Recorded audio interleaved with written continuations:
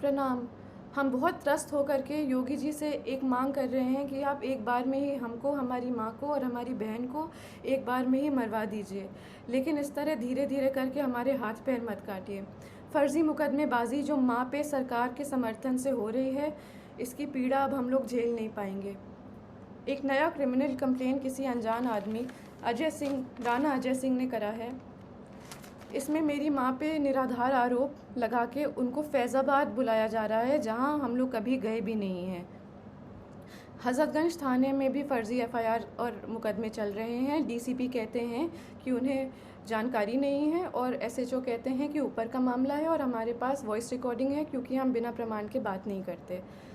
MHA और internal security ने UP police को कार्रवाई करने को कहा है और यूपी पुलिस प्रशासन मम्मा को ही परेशान कर रही है। सेंटर ने लिखा है कि mamma's evidence is self explanatory, मतलब सबूत ही प्रमाण है। जान लेने की धमकी के बाद भी प्रमाण सहित SCAR L, assault rifle, submachine guns, MP5, AUG weapons और अनगिनत 9mm पिस्टल का प्रमाण लोकेशन सहित देने के बाद मम्मा के ही ऊपर फर्जी मुकदमे चल रहे हैं और उनको उसी उत्तर प्रदेश में बुलाया जा रहा है जहां उनके ऊपर गोली चली है, जान का खतरा है और जान से मरने की धमकी मिली है। ये सब योगी जी के सरकार और संरक्षण में हो रहा है और क्षत्रिय धर्म हमें ये नहीं सिखाता। सेंटर से जांच के ऑर्डर को लेने के बाद योगी सरकार और यूपी पुलिस प्रशासन मम्मा को चुप कराने के लिए उनके ऊपर फर्जी कंप्लेन मुकदमे लगा करके उनको वहीं बुला रही है। ये लोग मम्मा को बहुत आराम से मार देंगे और पोस्टमार्टम का रिपोर्ट कंट्रोल कर लेंगे, उनको पागल घोषित कर देंगे और ज़िंदगी भर हम और हमारी बहन सड़क पे उनके लिए जस्टिस मांगते रह जाएंगे। बाहुबल, पैसा और सीएम योगी के समर्थन से हम सालों से उत्पीड़ित हैं। डोमेस्टिक वायलेंस में मम्मा के रिब्स तोड़कर लंग्स में खून चला गया था। हॉस्पिटल की रिपोर्ट बदलवा दी गई थी, एंट्री नहीं कराई थी हॉस्पिटल में।